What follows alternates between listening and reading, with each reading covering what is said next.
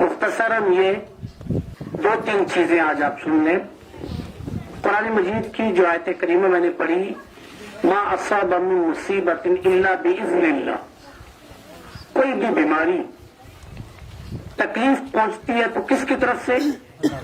غور سے سننا، کس کی طرف سے؟ اللہ کی طرف سے. تو پہلا نقطہ یہ یاد رکھنا ہے، مجھے بیمار کس نے کیا؟ کوئی اور کسی کی ہمت کسی کو بیمار کر دے، پوری امت جمع ہو جائے اور کسی کو نقصان پہنچانا چاہے، اللہ کے نبی نے فرمایا نہیں پہنچا سکتا. نفع اور نقصان کا مالک کون ہے؟ اللہ. ہمیں یہ عقیدہ رکھنا ہے کہ نفع نقصان کا مالک اللہ ہے، کوئی اور نہیں ہے. کسی پیر کی طرف پیٹ ہو گئی اس لیے بیمار ہوا ہے. ہمارے معاشرے میں ایک عام بات کیا ہے، پتہ نہیں کتنا بڑا پاپی ہے یہ، بھائی بیمار ہی رہتا ہے. عام بات ہے نا، پتہ نہیں کس گناہ کی زد میں لگا ہے، ابھی ایک آپریشن ہوا تھا دوسرا پھر ہو رہا. کہتے نہیں کہتے؟ عقیدے کی کمزوری. تو پہلا نقطہ یاد رکھنا ہے، بیماری اللہ کی طرف سے. دوسری بات یہ یاد رکھنی ہے، رب کو وہ محبوب ہے. کیا ہے؟ رب کو وہ پسند ہے. 1.5 سال سے بیمار چل رہا ہے، رب کو پسند ہے وہ. اچھا پسند ہے، یہ کون سی بات کہہ دی؟ بتاؤ. صحیح بخاری حدیث نمبر 5641، صحیح بخاری حدیث 5641 سے لے کر 5648، آپ یہ 8 حدیث صرف صحیح بخاری کے پڑھ. اللہ کے نبی صلی اللہ علیہ وسلم کا فرمان ہے، ابو ہریرہ راوی حدیث ہے، من یرید اللہ بہ خیرا یصب منہ، من یرید اللہ بہ خیرا، اللہ تعالیٰ جس کے ساتھ بھلائی کا ارادہ کرتا ہے، یصب منہ، اس کو بیماری دیتا ہے. ہمارے معاشرے میں اس کا اپوزٹ ہے یا نہیں؟ اللہ اس کے ساتھ بھلائی کا ارادہ کر رہا ہے، اس کو بیماری دی ہے، اس کو جسمانی تکلیفیں دی ہیں، اس کو پریشانیاں دی ہیں. لہذا یہ عقیدہ بناؤ کہ رب کے ہاں محبوب ہے وہ، جو اللہ کے نبی نے ہمیں دیا ہے، کہ اللہ تعالیٰ جس کے ساتھ بھلائی کا ارادہ کرتا ہے، یصیب منہ، اس کو بیماری دیتا ہے، تکلیفیں دیتا ہے. دوسری بات، کسی کو تکلیف لگ گئی، اب اس کو یہ نہیں سمجھنا چاہیے کہ مجھے یہ جو بیماری لگ گئی ہے، یہ جو پریشانی لگ گئی ہے، پتہ نہیں کیوں لگی، مجھے کیوں لگی. اور شیطان موقع ڈھونڈتا ہے، کہاں موقع ملے میں ایسا کر لوں. اللہ کے نبی صلی اللہ علیہ وسلم کا فرمان کیا ہے، ما اصاب من مصیبت، کوئی بھی مصیبت، کوئی بھی غم، کوئی بھی تکلیف، کوئی بھی پریشانی اگر اس کو پہنچتی ہے نا، تو اس کے بدلے میں حتی الشوکۃ یشاکوہا، یہاں تک کہ ایک کانٹا بھی چبھتا ہے. کسی روایت کا آخری جملہ 5645، الا کفر اللہ خطایا، اس کی خطائیں معاف ہوتی. تو کوئی بھی غم، کوئی بھی پریشانی، کوئی بھی بیماری جو لائق ہوتی ہے، اس کا کتنا بڑا بدلہ ہے. اگر اس نے صبر کیا ہے، غیر شرعی کام نہیں کیا ہے، تو اس کے بدلے میں اس کے گناہ معاف ہوتے ہیں. تو یہ بیماریاں کیا ہیں؟ یہ مصیبت نہیں ہے، یہ رحمت ہے، یہ زحمت نہیں ہے، یہ اچھی ہے. کیوں؟ پاک صاف ہو جاتا ہے. کانٹا بھی اگر چبھے تو گناہ معاف ہوتے ہیں، اور جو سال سے 2 سال سے 1.5 سال سے دائمی بیمار، اتنی بڑی بات ہے. لیکن ہمارے معاشرے میں اس کا الٹا ہے کہ نہیں، اس بندے کو ایسی چیز لائق ہو گئی ہے اس لیے ایسا ہوا ہے. صحیح مسلم کی 7500 7500 روایت، 7500 اٹھا کے دیکھنا. اللہ کے نبی صلی اللہ علیہ وسلم نے کیا فرمایا، عجبا لامر المومن، مومن کا معاملہ بھی بڑا عجیب ہے. وہ کیسے؟ کہ اس کو اگر کوئی پریشانی لائق ہوتی ہے، کوئی صدمہ پہنچتا ہے، کوئی دکھ اور مصیبت لائق ہوتی ہے، تو یہ صبر کرتا ہے، یہ اس کے لیے بہتر ہے. لہذا بیمار کو کرنا کیا ہے؟ صبر کرنا ہے. غم زدہ کو کرنا کیا ہے؟ صبر کرنا ہے. تو اس کے حق میں بہتر ہے. اور اگر کوئی خوشی لائق ہو تو کیا کرتا ہے؟ شکر گزاری کرتا ہے. تو دونوں معاملے اس کے بہتر ہیں. پریشانی میں، مصیبت میں، غم میں، تکلیف میں صبر کرتا ہے، اور خوشحالی میں کیا کرتا ہے؟ شکر گزاری کرتا ہے. یہ دونوں معاملے اس کے لیے کیا ہے؟ بہت بہتر ہے. ہمارا معاشرہ دینی تعلیم سے دور ہونے کی وجہ سے یہ نظریہ نہیں رکھتا ہے. وہ یہ نظریہ رکھتا ہے کوئی گناہ کیا ہے اس لیے ایسا ہو رہا ہے، یہ بہت خراب ہے اس لیے ایسا ہو رہا ہے، یہ فلاں کا گستاخ ہو گیا ہے اس لیے ایسا ہو رہا ہے. نفع و نقصان کا مالک کون ہے؟ اللہ ہے. اور ہمارے معاشرے میں ایک بیماری سے شفا یابی کے لیے الگ الگ ذرائع ہیں. اللہ کے نبی نے فرمایا کوئی بیماری ایسی نہیں ہے جس کا علاج نہ ہو. اب یہ جملہ ما انزل له داء الا انزل له شفاء، کوئی بھی بیماری لا علاج نہیں ہے. کینسر لا علاج ہے؟ ہو سکتا ہے ہم کہہ رہے ہوں، لیکن امام الانبیاء کی بات غلط ہے. مطلب ہی نہیں نا. پوری سائنس جمع ہو جائے، ساری ٹیکنالوجیاں جمع ہو جائے، پوری بڑے بڑے اطباء جمع ہو جائیں، تو سوچے کہ نہیں یار یہ بات تو نہیں سمجھ میں آئی، یہ تو لا علاج ہے. نا، ہمارے لیے لا علاج ہے.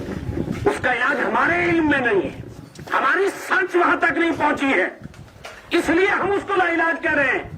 ورنہ امام الانبیاء کا یہ جملہ کوئی بیماری ایسی نہیں ہے جس کا علاج نہ ہو.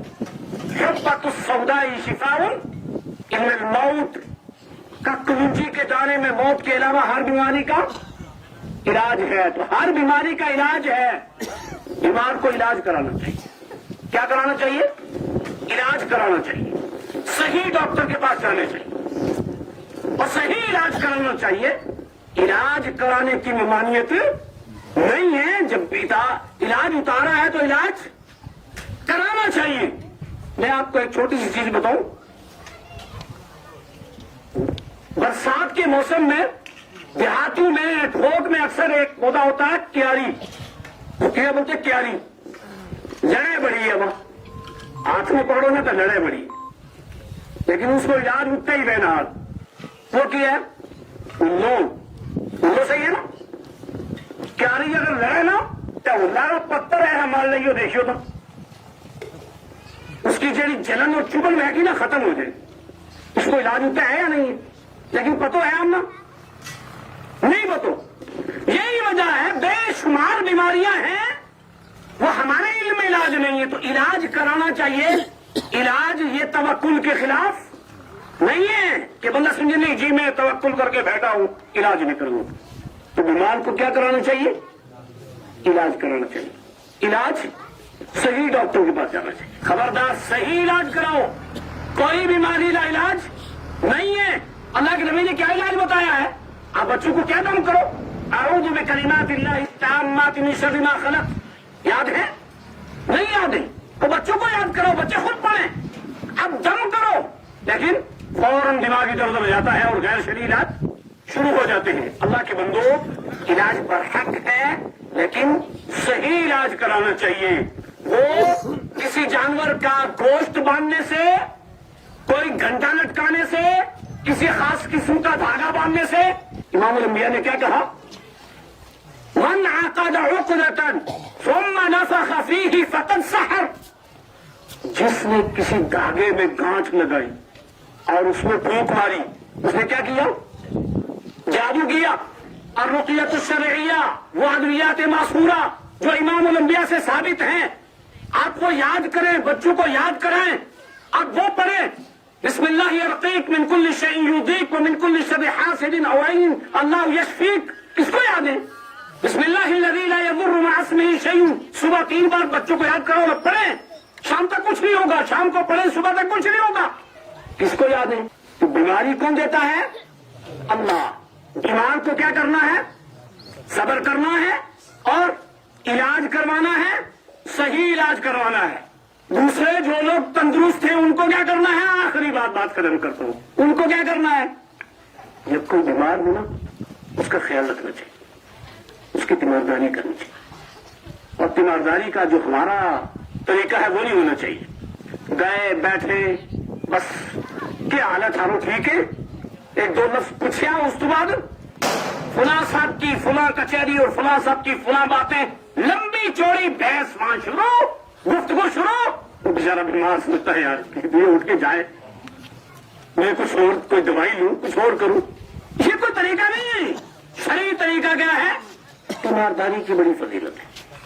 آپ اس کے پاس جاؤ، اس کا حال چال پوچھو، دیکھو اس کو ضرورت پیسے کی ہے، پیسہ دے کر کے آؤ، دودھ لے کر کے جاؤ، کوئی اور چیز لے کر کے جاؤ. یہ ہے تیمارداری. اور اس کو حوصلہ دو، اس کو کہو لا باس طہور انشاءاللہ، تو ٹھیک ہو جائے گا، تو ہے ٹھیک ہے. گئے چہروں بڑا اترے ہوا ہے، اللہ مجھے لگا تھا میں کہیں اور ہی بیماری ہے، جو ٹیسٹ بھی کرا لیں. بیمار نہیں تھا تو بیمار ہوگا یا نہیں ہوگا؟ ہو جائے گا بیمار. کیوں؟ اس کو پہلے آپریٹ کر دیا. ہائے وہ دبلے ہو گئے، یہاں کہاں چیک کرا دیں، سری نگر جاؤ. ایسا نہیں، ایسا کرو. اللہ کے نبی نے طریقہ کیا بتایا؟ لا باس طہور انشاءاللہ. صحیح ہو جاؤ گے آپ تو ٹھیک ہو. حوصلہ ملے گا یا نہیں ملے گا؟ کسی ایک بندے کو کوئی ڈاکٹر کہہ دے، شفیق بیٹھے شفیق بھائی، کسی کو بول دے آپ کا کینسر ہے، بولو رات تک اس کی حالت کیا ہے اس سے پوچھو. کوئی ایک ڈاکٹر اگر کسی صاف ستھرے آدمی کو کہہ دے تمہیں یہ بیماری ہے، شام تک کیا ہوگا اس کا؟ بولو ڈر ڈر کے ختم کہ بھائی اس کا تو کوئی علاج ہی نہیں ہے. اس کی دھڑکنیں، اس کی بی پی لو، اس کے پلس ختم ہونے شروع ہو جائیں گے. تو آپ پہلے جا کر کے یہ کہو یہ کون سا شرعی طریقہ ہے تیمارداری کا؟ اس کو حوصلہ دو، ہمت دو، اس کی مدد کرو، اس کا ہاں صحیح معنی میں جو خیر کے کاموں میں مدد کرنی ہے وہ کرو. آپ اس کو پیسے دو، اس کو دوائی دو، اس کو کوئی چیز ضرورت ہے وہ دو، اس کو حوصلہ دو، اس کو دعا دو. ادعی باللہ رب الناس واشفی انت شافی لا شفاء الا شفاء. یہ الفاظ امام الانبیاء نے سکھائے. لہٰذا بیمار کے ساتھ جو دوسرے لوگ ہوتے ہیں روز پڑوس کے، جو رشتے دار ہیں، جو گھر والے ہیں، اچھا برتاؤ کریں اور اس کی بہتری کیا کریں؟ تیمارداری کریں. سنن ترمذی کی 969 نمبر کی روایت، سنن ترمذی کی 969 نمبر کی روایت. اللہ کے نبی صلی اللہ علیہ وسلم نے کیا فرمایا؟ ما من مسلم یعود مسلما، جو کوئی بھی مسلمان کسی مسلمان کی تیمارداری کرنے کے لیے جائے، غدوۃً صبح صبح کسی کے ہاں گیا، السلام علیکم ورحمۃ اللہ، حال چال پوچھا، ٹھیک ہو جاؤ گے، معمولی مسئلہ ہے، دوائی کھانا، جو یہ چیز لے لو، پوچھا حال چال، واپس آ گئے. بہت کم وقت وہاں، زیادہ نہیں. تو دن بھر میں کیا ہوگا؟ الا صلی اللہ علیہ 70,000 ملک، 70,000 فرشتے پورے دن کیا کرتے رہتے ہیں؟ اللہ اکبر. اس کے لیے دعا کرتے ہیں، اس کے لیے استغفار طلب کرتے ہیں. کتنے فرشتے؟ وہ 70,000 فرشتے دعا کریں گے. اور کتنے؟ 1 2 4 5 100 نہیں، 70,000. حتی یمسی، یہاں تک کہ شام ہو جائے، پورا دن. تو تندرست آدمی کو بیمار کی صحیح تیمارداری کرنی چاہیے. اس سے اس کو حوصلہ بھی بڑھے گا، ہمت بھی ملے گی، طاقت بھی ملے گی، اور دنیا میں کیا ہوگا؟ اس کی معاملت بھی ہوگی، اور ادھر اس کا ثواب بھی، فرشتے اس کے لیے دعا بھی. یہاں تک کہ شام میں پھر وہ واپس آیا، دن میں اپنے کاروبار کیا، واپس آیا، پھر اس کے پاس گیا، اس کی ویسے ہی تیمارداری کی، تو صبح تک 70,000 فرشتے اس کے لیے دعا کرتے رہتے. ہوگی بات پوری؟ نہیں. ایک آفر بھی ہے، فلاں بینک والے یہ آفر دے رہے، فلاں آدمی یہ آفر دے رہا ہے، فلاں کمپنیاں یہ آفر دے رہی ہیں. اس سارے آفر میں یاد رہتے نا. امام الانبیاء نے ایک اور آفر بتایا، کیا؟ وَكَانَ لَهُ حَرِيفٌ فِي الْجَنَّةِ، جنت میں اس کے لیے ایک باغ بھی ہو. جنت میں ایک باغ بھی ملے گا، 70,000 فرشتے دعائیں بھی کریں گے. لہذا اللہ کے بندو، بیماری دینے والی ذات اللہ ہے، اس کو دور کرنے والی ذات اللہ ہی ہے. بیمار کو بیماری میں صبر کرنا چاہیے، اس سے اس کے گناہ بھی معاف ہوں گے، صاف شفاف ہو جائے گا، اور علاج کروانا چاہیے اور تندرست لوگوں کو بیمار کا خیال رکھنا چاہیے، صحیح بیمارداری کرنی چاہیے۔ اللہ تعالیٰ مجھے اور آپ سب کو ان باتوں پر عمل کرنے کی توفیق عطا فرمائے۔ رب العالمین جو لوگ بیمار ہیں ان کو شفا عاجلہ کاملہ کلیہ عطا فرما۔ یا اللہ جو مقروض ہے اللہ تو غیر سے ان کی مدد فرما۔ یا اللہ اس دین حنیف کو اور اس سچے دین کو کما حقہ ہمیں لوگوں تک پہنچانے کی توفیق عطا فرما اور سب کو اس پر عمل کرنے کی توفیق عطا فرما۔ ربنا تقبل منا انک انت السمیع العلیم۔